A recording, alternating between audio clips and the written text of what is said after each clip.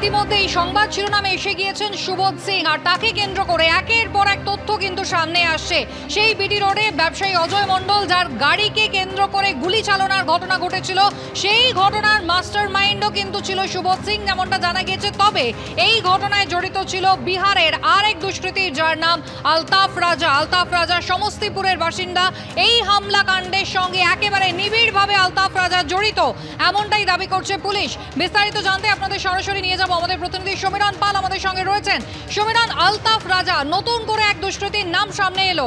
ইতিমধ্যেই আমরা সুবোধ সিং, রোশন যাদব দেখেছি এবং আরো একজনের নাম সামনে এসেছে। আলতাফ রাজার কি ভূমিকা ছিল? কুসুমিতা, আলতাফ রাজার এই যে হামলার ঘটনায় তাদের প্রত্যক্ষ যোগ ছিল। ব্যারাকপুর কমিশনারেটের পক্ষ থেকে দাবি করা হচ্ছে যে গত 15ই জুন বিটি রোডে রথতলায় ভর দুপুরে ব্যবসায়ী অজয় মণ্ডলের গাড়ি ঘিরে শুট আউটের ঘটনায় প্রত্যেককে গ্রেপ্তার করা সম্ভব হয়েছে। শুধুমাত্র এখন বাকি যারা বাইকে করে যে দুই দুষ্কৃতী এসেছিল, যারা গুলি চালিয়েছিল, তাদেরকে ধরা বাকি। কেননা ইতিমধ্যেই পুলিশ যারা দাবি করছে যে 5 জনকে গ্রেপ্তার করা হয়েছে, অর্থাৎ যে পঞ্চম অর্থাৎ আলতাফ রাজা সে ইতিমধ্যেই যে রয়েছে হাওড়া জেলে। হাওড়া জেল থেকে আগামীকাল তাকে ব্যারাকপুর মহকুমা আদালতে পেশ করা হবে এবং আদালতের কাছে নিজেদের হেফাজতে চেয়ে আবেদন জানাবে পুলিশ। যেটা তদন্তে জানা যাচ্ছে যে এই আলতাফ রাজা যেদিনকে হামলা ঘটে বিটি রোডে, সেদিনকে এই ব্যবসায়ী অজয় মণ্ডলকে, যারা শুটার এসেছিল গুলি চালানোর ঘটনায় যারা যুক্ত ছিল, তাদেরকে চিনিয়ে দিয়েছিল। তার আগে আলতাফ রাজা ব্যারাকপুরের এই ব্যবসায়ী অজয় মণ্ডল, তার বাড়ি ব্যারাকপুরে কোথায় এবং টিটাগড়ে কোন অফিসে তিনি বসেন, বিটি রোডে তেঁতুলতলায় তার গাড়ির শোরুম এবং তিনি কোন কোন জায়গায় যায়, সেই সমস্ত গতিবিধি সংক্রান্ত দীর্ঘদিন ধরে রেকি করে যায়। এই হামলার ঘটনায় একেবারে অন্যতম প্রত্যক্ষ সহযোগী বলে হিসেবে ভাবা হচ্ছে এবং কুখ্যাত গ্যাংস্টার সুবোধ সিংয়ের ঘনিষ্ঠ সহযোগী আলতাফ রাজা। তার বাড়ি বিহারের সমস্তিপুরে। প্রথম গ্রেপ্তার করা হয় সমস্তিপুর থেকে 3 দুষ্কৃতীকে। তারা এই যে জেল থেকে ফোন করে ব্যবসায়ী অজয় মণ্ডলকে হুমকি দেওয়া হচ্ছিল বিভিন্ন সময়, সেই সমস্ত ইন্টারনেট ভয়েস কলিংয়ে সাহায্য করেছিল। তারপরে আমরা দেখতে পেলাম গত পরশু দিনকে সাহিল সিং, যাকে গ্রেপ্তার করে ব্যারাকপুর মহকুমা আদালতে পেশ করা হয়, 4 দিনের পুলিশ হেফাজতে রয়েছে। সাহিল সিং হাওড়ার বেলিলিয়াস রোডে যে দুষ্কৃতীরা গুলি চালিয়েছিল তাদের কাছে 4টি পিস্তল দিয়ে যায় এবং তার পাশাপাশি যে 2টো মোটর বাইক বিহার থেকে নিয়ে আসা হয়েছিল, এই সমস্ত কাজেও আলতাফ রাজা সাহায্য করেছিল। সবথেকে প্রধান ভূমিকা হচ্ছে আলতাফ রাজার, যে ব্যবসায়ী অজয় মণ্ডলকে তারা চিনিয়ে দিয়েছিল এবং সেই কারণে সেই আলতাফ রাজাকে এই মামলায় গুরুত্বপূর্ণ ভূমিকা রয়েছে, তাকে আরও জিজ্ঞাসাবাদের প্রয়োজন। এই ঘটনার পর থেকে পুলিশ সূত্রে যেতে জানা যাচ্ছে হাওড়ার মালিপাজগড়া থানার পুলিশ দিন 10-12 আগে তাকে একটি ডাকাতির উদ্দেশ্যে জড়ো হওয়ার অভিযোগে একটি মামলায় তাকে গ্রেপ্তার করে, নিজেদের হেফাজতেও নেয় মালিপাজগড়া থানার পুলিশ।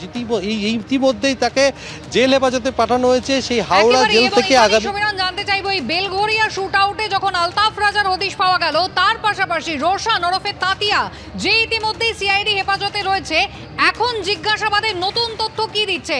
এবার সেই সুবোধ সিং কোথাও, এই সবটার মাথায় সুবোধ সিং রয়েছেন, বিহার থেকে পুরোটা কন্ট্রোল করা হতো, সেই তথ্য কি সামনে আসছে? একেবারে যত দিন যাচ্ছে যে সুবোধ সিং অর্থাৎ কুখ্যাত গ্যাংস্টার সুবোধ সিং ব্যবসায়ী অজয় মণ্ডলের উপর হামলার ঘটনার ব্লুপ্রিন্ট তৈরি করেছিল বিহারের বেউর জেলে বসে। আরও চাঞ্চল্যকর তথ্য, সকালে যেটা আমরা বলেছিলাম যে ব্যারাকপুরের রেস্তোরাঁ ব্যবসায়ী তাপস ভকতকে হুমকি ফোন করেছিল রোশন যাদব ওরফে তাতিয়া। প্রাথমিক জেরায় সে স্বীকারও করে নিয়েছিল যে সুবোধ সিং অর্থাৎ কুখ্যাত দুষ্কৃতী সুবোধ সিংয়ের নির্দেশেই বিহারের বেউর জেল থেকে তাপস ভকতকে সে হুমকি দিয়েছিল। তার পাশাপাশি আরও চাঞ্চল্যকর তথ্য যেটা পাওয়া যাচ্ছে যে সেই সময় বিহারের বেউর জেলে কুখ্যাত গ্যাংস্টার সুবোধ সিংয়ের সঙ্গেই ছিল রোশন যাদব ওরফে তাতিয়া, একেবারে ঘনিষ্ঠ সহযোগী হিসাবে গোটা ঘটনার ব্লুপ্রিন্ট। এবং শুধু তাই নয়, সুবোধ সিং যখন ব্যবসায়ী অজয় মণ্ডলের উপর হামলার ঘটনার পরিকল্পনা করেছিল, ছোট ছোট দলে ভাগ করে দেয়া এবং তার পাশাপাশি যে সমস্ত দুষ্কৃতীরা এরা বিহার থেকে রাজ্যে এসেছিল, তারা কোথায় থাকবে, তারা কিভাবে রেকি করবে, অস্ত্র কিভাবে পৌঁছবে, বাইক কিভাবে পৌঁছবে, কোথা থেকে হামলা হবে, এই সমস্ত সমস্ত কিছু জানতো এই রওশন যাদব ওরফে তাতিয়া। সেই কারণে রওশন যাদবকে অজয় মণ্ডল মামলায় যুক্ত করতে চাইছে পুলিশ, আর সেই কারণে ইতিমধ্যেই ব্যারাকপুর কমিশনারেটের গোয়েন্দা বিভাগ এবং তার পাশাপাশি টিটাগড় থানা তাকে দফায় দফায় জিজ্ঞাসাবাদ করছে। ইতিমধ্যেই 14 দিনের পুলিশ হেফাজত পেয়েছে, তাকে বিহার থেকে আনার পর তাকে 14 দিনের পুলিশ হেফাজতের জন্য আবেদন জানানো হয় বেউর জেল থেকে নিয়ে আসার পর, এবং 14 দিনের পুলিশ হেফাজতে এই মুহূর্তে ব্যারাকপুর কমিশনারেট এলাকাতেই রয়েছে এই তাতিয়া। এই তাতিয়া রওশন যাদব তাকে আবার ফের ব্যারাকপুর মহকুমা আদালতে যখন পেশ করা হবে, পুলিশের পক্ষ থেকে নিজেদের হেফাজতে চেয়ে আবেদন জানানো হবে, কেননা অজয় মণ্ডল ব্যবসায়ীর তার গাড়িতে হামলার ঘটনায় তার প্রত্যক্ষ যোগ রয়েছে, তাকে আরও জিজ্ঞাসাবাদের প্রয়োজন রয়েছে বলে মনে করছেন তদন্তকারীরা। একেবারে সমীরণ, ধন্যবাদ। অর্থাৎ সুবোধ সিং এবং তার সংক্রান্ত একাধিক নতুন নতুন তথ্য কিন্তু জিজ্ঞাসাবাদে উঠে আসছে।